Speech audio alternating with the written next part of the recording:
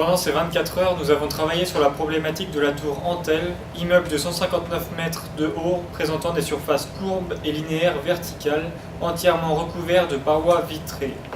L'objectif d'Antel est de concevoir un robot capable de nettoyer les vitres de ce gratte-ciel de manière automatique et écologique. Nous avons imaginé un robot capable de se déplacer tout seul sur la surface vitrée, marquant des pauses pour se recharger régulièrement à des bornes disposées sur le bâtiment. Nous nous sommes inspirés du déplacement des araignées, intégré à un système robotique précis et léger, capable de suivre un parcours prédéterminé à la surface des vitres. Les pattes sont solidement arrimées à la paroi grâce à un système de ventouses Venturi. Ces ventouses sont combinées à des pompes, créant un espace vide par aspiration de l'air, permettant une très forte adhérence à la paroi. Ces ventouses sont fixées à l'extrémité de bras articulés, animés par des batteries lithium permettant au système de franchir différents obstacles, tels que les joints, les séparations entre les vitres ou même les angles entre les différentes façades du bâtiment.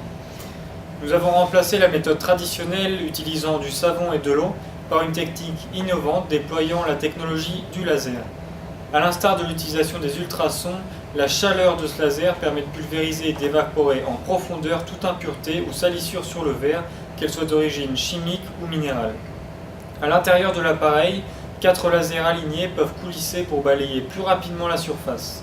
Le corps principal, qui présente une forme aérodynamique, est capable de résister au vent de haute altitude.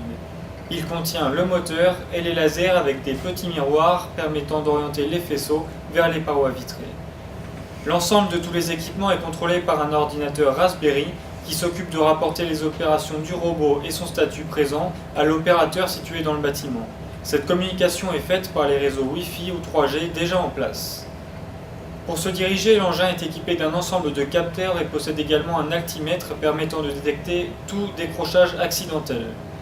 Si toutefois cela devait arriver, le robot est équipé d'un petit parachute et d'un système d'alerte sonore lui permettant de gagner le sol en douceur et ainsi d'éviter un incident de personne.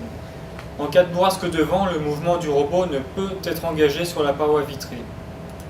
La longue autonomie des lasers, 45 000 heures en moyenne avant rechargement du gaz, ainsi que l'absence d'eau dans le système permet un nettoyage écologique ainsi qu'une utilisation de l'appareil pour une longue durée. Nous avons estimé le prix de production du prototype entre 25 et 30 000 euros, prix qui peut être diminué lors de la production en série. La fabrication de ce robot pourrait être optimisée dans les années à venir avec le développement d'une diode laser beaucoup plus petite et consommant moins d'énergie qu'un laser à fonction équivalente. Merci de votre attention et bonne journée.